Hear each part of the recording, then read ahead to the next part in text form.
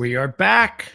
That's right. After a week off, we return horse racing to Proline TV. This is a live show. We are going to return again, of course, tonight at 7 o'clock with our membership show with John Hardoon. It's about Parx Racing this week, and we'll have two races tonight, including the Pennsylvania Derby. So that's what's coming up later tonight. That's at 7 o'clock. And don't forget, you have to join as a membership. All you have to do, click that little join button on the bottom of the screen you see right here. And you can also go into the description of this video and click the link. And that will take you to where you need to go in order to become a member. And it's real simple. If you want to invest in a win bet tier, that is you getting the opportunity to watch 2 shows every 4. But if you want the exacta box tier, every show is yours. So it's also just for a month. If you do not like what you see, cancel, move on. Okay, so let's get right to it. We are going to be talking about, as you can see here, the Cotillion Stakes. This is a Grade 1 race. And this is the 8-horse field. This is obviously the one race we are not going to talk about tonight. And I actually have a bonus race I'm going to talk to you about after this. I don't have any charts or anything like that. But it's bigger field, and I wanted to, I did the homework on it to decide, was I doing 13 or 15? And so I figured, hey, I did 15 anyway. I'll give that to you. Okay, so let's go ahead and take a look at the notes for the Cotillion. So here we go. Let's okay, so we have, what do we have? 4 here. Okay, so let's go 2 each. All right, so race 13.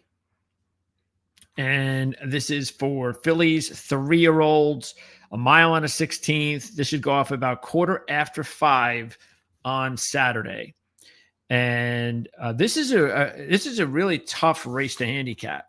Even though there are only 8 horses, I would say that only 1 horse in this entire field I'd throw out. So I think 7 of the 8 horses in this field could have something to say. We'll start here at the top with horses 1 and 2. And I'm not going to pick either one when it comes down to it, but they're still very much in play. And I can understand. I'm actually surprised I'm not taking it. I'm not going with, just trying to double check and make sure. Yeah, I guess I'm not. Because I was really interested in the 1. As you can see, I really like the line there, the sheet line. The numbers are headed in the right direction this year, 15, 11, 7. The 7 comes on a Grade 1 win at Saratoga. This is a horse that actually has 2 Grade 1 wins. So maybe it's not a surprise that the 1, Scottish Lassie, is the morning line favorite of the race. So yeah, this is a good horse. There's a lot to like. Rosario jumped on board the last time in that Grade 1 win, and she busted out with the 7. I'm not too worried about a bounce because that race was on July 19th. So it's been a couple of months. I think she should be fine as far as that's concerned. But yeah, there's something to like about Scottish Lassie. We'll break it down and why we decided ultimately not to take her. Same thing with Lacara, a 7-2 shot. The 2 horse ran a 9, as you can see there, in June. But that's all for Lacara. Only 1 single-digit number. She did run a 10 in February, so that's not too bad. But the one thing I do like is, and that's part of my notes here, if you can understand what I'm writing, this she has bounced 3 times, and then the next race returns with a good number, good race, including actually a Grade 1 win, if we really want to look at it. So, for instance, she runs the 10 in February, all right, bounces to the 15, comes back with a 12 in a Grade 1 win at Keeneland, okay? She then bounces with a 21, comes right back again with a 9 on a sloppy track at Saratoga and another Grade 1 win. What has she now done? She has bounced to a 17, and her pattern says she's going to now go right back to it and put on a decent number and win another grade 1 race. See what I'm saying? There's a lot to like about just about every horse in this field, and I do like Lacara and I do like Scottish Lassie, but hey, for some reason I decided not to put him in when it's all said and done. But maybe I'll change my mind now that I'm talking about it out loud. Okay, so anyway, so there you go. I think there are a couple of different warts for these two, and that would be the fact that the 1 has only run 1 single digit, and the 2 has only run 1 single digit. The 1 does have a much better number, and she's coming off a 7, whereas the 2 ran just a 9, and that was a couple of starts ago. So a lot of hit and miss with the 2, and with Scottish Lassie, looks like she's going to have a good career, or at least it would seem so. At this stage, she's only been in 6 races and has 2 grade 1 wins. So the thing is, do we need more proof? I don't know. The thing is, she is the morning line favorite. So, and I'm sure that has something to do with me not taking her. All right. Oh, wrong way. Now let's take a look at the 3 and the 4 on this first page. I'm trying to think about how to pronounce this one. Click quote. Click quote. How about that? Click quote. All right. The 3 horses an 8-to-1 shot. Both of these horses are 8-to-1 shots, and that's the reason that I have them in my picks. I like the. I'm getting so again, because I like 7 horses in this field, I'm going to go with value, and I get value here with the 3 and the 4. But I do believe that when it comes to the line on Saturday, right about 5 o'clock, if either one of these horses has their numbers cut in half, then I would rather pick the 1 or the 2 if their numbers drop or go the opposite direction. Okay, so this is just from the odds I'm seeing today, right? Because again, I believe all of these horses have a shot here. So what I like here is you got a Redetis Jr., Brendan Walsh combo. I think that's better than we've seen from the 1 and the 2. All right. This horse also has raced 4 times with 3 wins. She's only raced at a mile and a 16th twice. She's won both. Those are the last 2 starts. She hasn't hit a single digit number, but she does have a couple of 10s so far. And then she proved, very important, she did prove in her last race, which was a grade 3 win, that she could win off of Lasix in a graded stakes race. So she did that. She's had more than enough time to rest. So yeah, this is again just looking for value. Same thing with Indy Bay. Gaff Leone on board for the first time, but she's had Ortiz. So Ortiz did decide to take the 3, so you might want to look into that. Safi Joseph training the horse. So I'm getting a couple of 8-to-1 shots with better trainer jockey combos, which is good. This horse, Indy Bay, 7 out of 7 in the money, 4 wins. She's got a grade 2 win that happened in her last race, very similar to the 3. Both 3-year-old young fillies that are just coming off their first graded stakes win. And what I also like about the 4, and I do like the 4 a little bit better than the 3. What I like about the 4 is Indy Bay, is you can see she's got a couple of 8s. So yeah, so the 2 has never hit an 8 once, and yet the 4's got an 8 twice. Now, I would have liked to have seen maybe a 7 by now after the 2 8s, because her last 2 races are 11-10. That hasn't happened yet, but hey, I'm getting 8-1. So, and as you can see there, the question is, and I think this is the big question, no doubt about it, with the 4, and maybe this is why she's 8-1. Can she get to the distance? This is going to be a big distance play for her. I don't think it's not a mile and an 1/8. So, but she's only 3. She's going to get there. The way I'm looking at it is, this is Safi Joseph, and he knows how to train horses. And if he feels Indy Bay is ready in a graded stakes race, a grade 1 race, then hey, I'll give him the benefit of the doubt. Next up.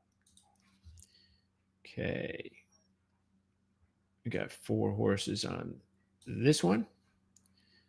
So let's start with well, we don't have to talk about the 5 because that's the only horse in the field that you can throw out. I don't know what this horse is doing in the race.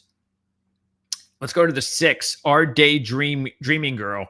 And this is the best long shot. This is actually the only viable long shot in the race. Okay, you're getting 20-1.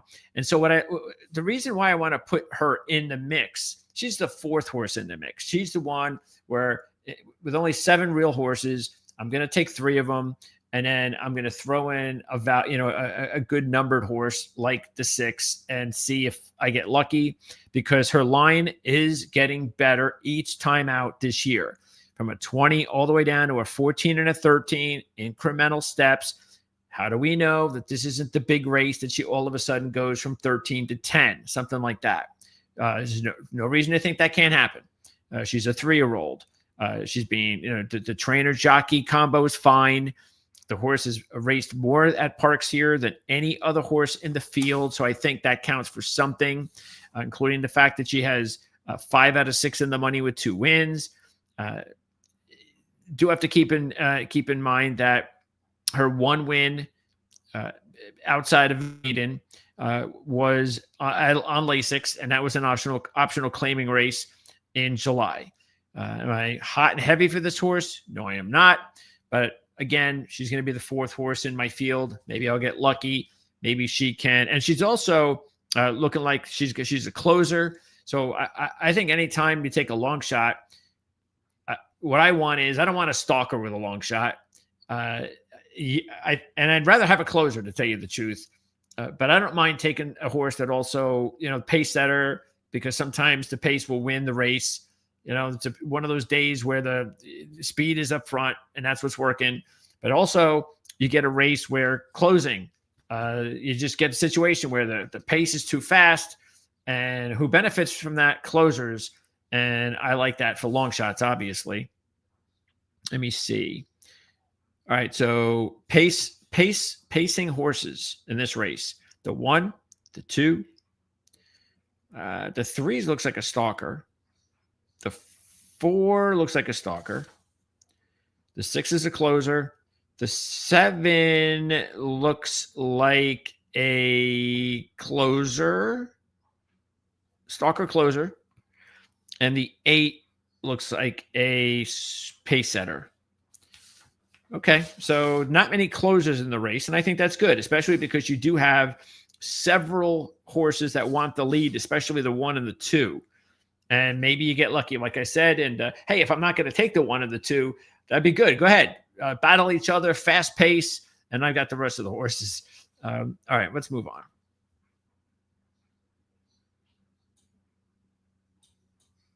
Let's close out with the 7 and the 8.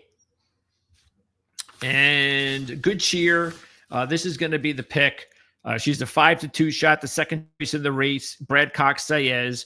It's one of those things where why would look, and this is the reason why I'm not taking the 1, because I'm not going to take the 2 favorite horses. I never do that. You pick one, you hope the other one.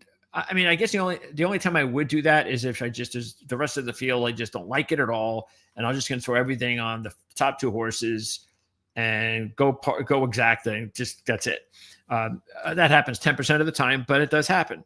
But in this situation, I think there are other horses that can contend for the win. So I'm going to pick one of the favorites and I'm going to diss the other. And so it's going to be the 7. I'm taking Good Cheer. That's the reason why I am eliminating the 1. So Good Cheer is, I'm going to take Good Cheer over the 1, because the 1 only has 1 single digit and only 1 really big race. Now she's getting better and I like it. Again, I'm nitpicking. But with Good Cheer, very consistent, the most consistent horse in this field. Outside of 1 race, that was her first race, which was also a win right away. And she was the favorite. She's been the favorite in every one of her races, winning, as you can see, 7 of them. So again, I'm not going to get cute. She's got 5 wins and 5 starts at 1 1/16. And her numbers after her first start ranged from 13 to 9. Never outside the 13. All right. She's coming off the 9 as well. Now, I'm not worried too much about a bounce, because she's run 2 10s in March and May. So even though it's only going to be a month since the 9, I'm not worried about that. So she's a consistent horse. Now, the one thing in her last 2 races, after she started 7 for 7, she didn't win. So there is that. But maybe that's also the reason why she's not the favorite of the race. So I'm not going to give up on her after a couple of non-winning races when the 13 Scottish Lassie has just like one really big race. But again, either way, if you see something differently, obviously, and like the one, go for it. I have no problem with that. I just have to decide which way to go, and I'm going to go with Good Cheer. And I also feel like I've got the better combo with Brad Cox and Luis Saez, especially Cox over Abreu.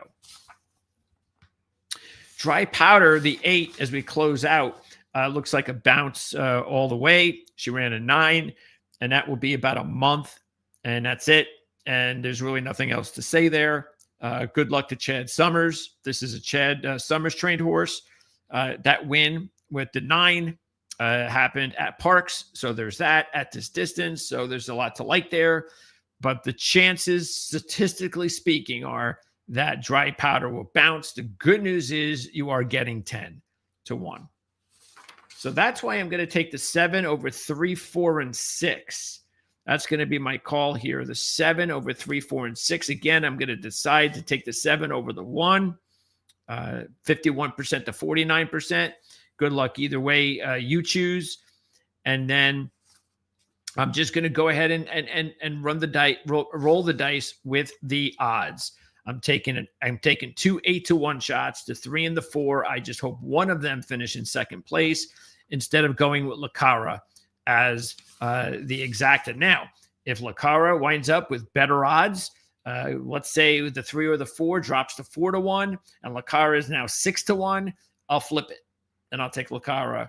Or, I mean, I probably would. I'll probably take one of those 8 to 1 horses out and I'll swap them for the 2. So this is just a wide open field, and that's the way I see it. I certainly hope that the information I've given you for this one will work out for you in whatever way you go. Now, I am going to talk about race number 15 before we wrap up here. This is the Parx Sprint Stakes. And as you can see, it is only a 6.5 furlong race, but it's a full field. Look at this field. It's a 13-horse field. And I did so much research on it. That's why I decided, I'm going to just do the race. So I'm just going to tell you what I'm going to come up with here. The morning line favorite, as you can see, is the 11, Damon's Mound, a 3 to 1 shot. All right. Now, Damon's Mound, very consistent with the numbers, so I think that's solid. He didn't race last year. Let's see. This is for 4-year-olds. Okay. So, yeah, he did not race last year. Just want to make sure I'm getting the sexes right. All right. But you are talking about a 3 to 1 shot coming from the 11 post in a 13-horse race in the 13-horse field. I'm going to try to beat the 11 with the 9. And I'm going to go with Butcherino. Butcherino is the Paco Lopez horse. Both Paco and Alfredo Velazquez are having excellent meets this season. So I like that. I also love the fact that Butcherino, who is, I think, the second choice or the third choice. I think it's the second choice.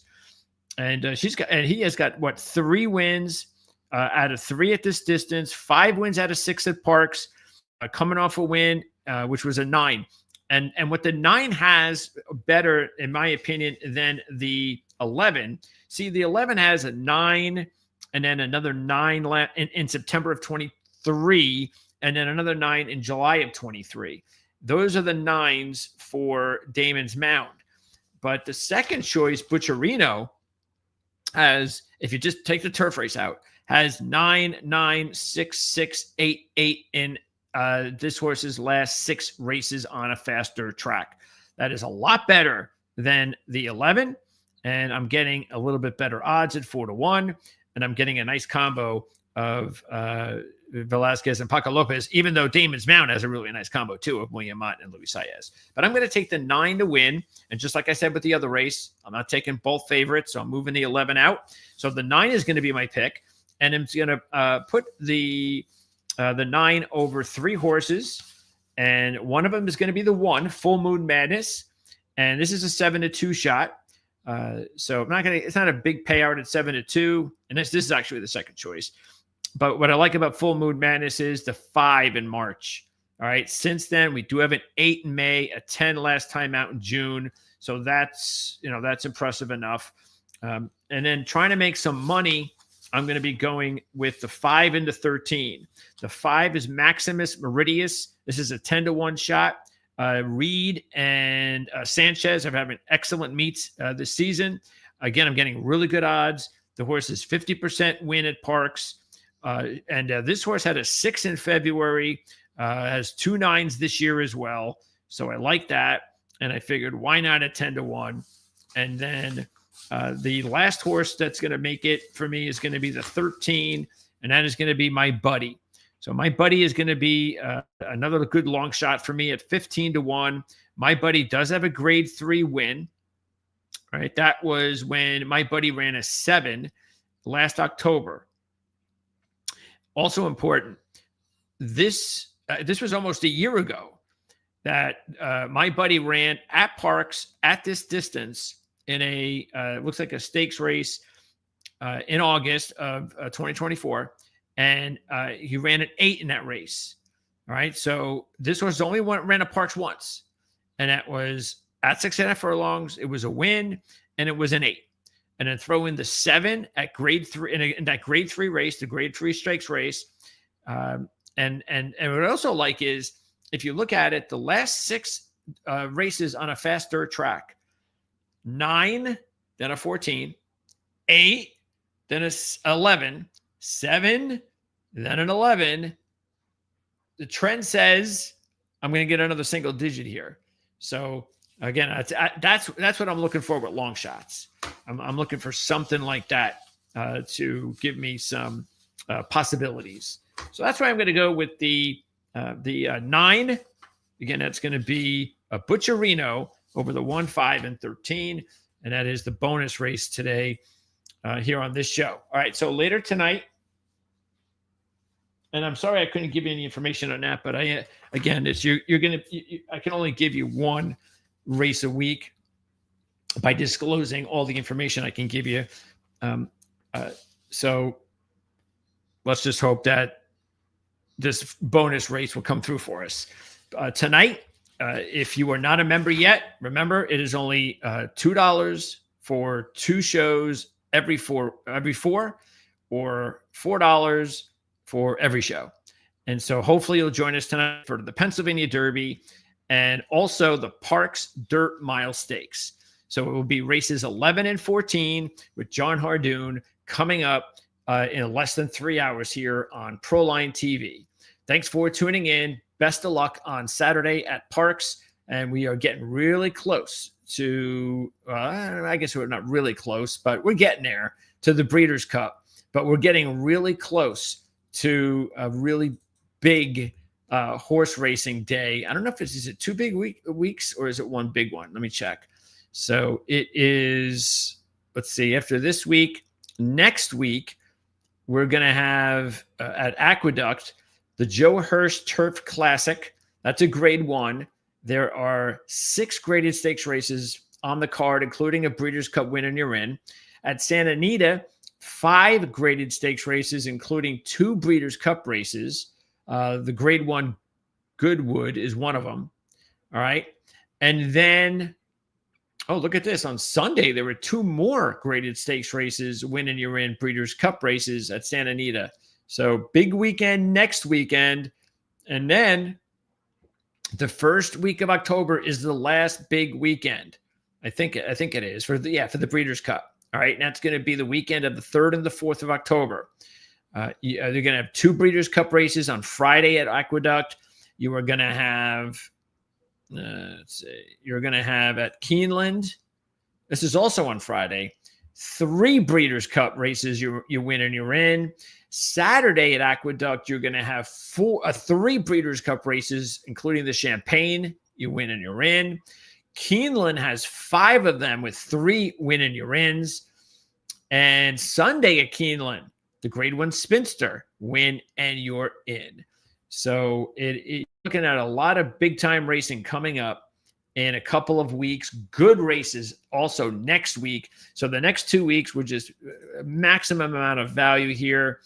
And we will be updating you every step of the way to let you know exactly what's going on here on these free videos, as well as, of course, our membership videos with John Hardoon. So thanks a lot for tuning in, and hopefully we'll see you tonight on Proline TV.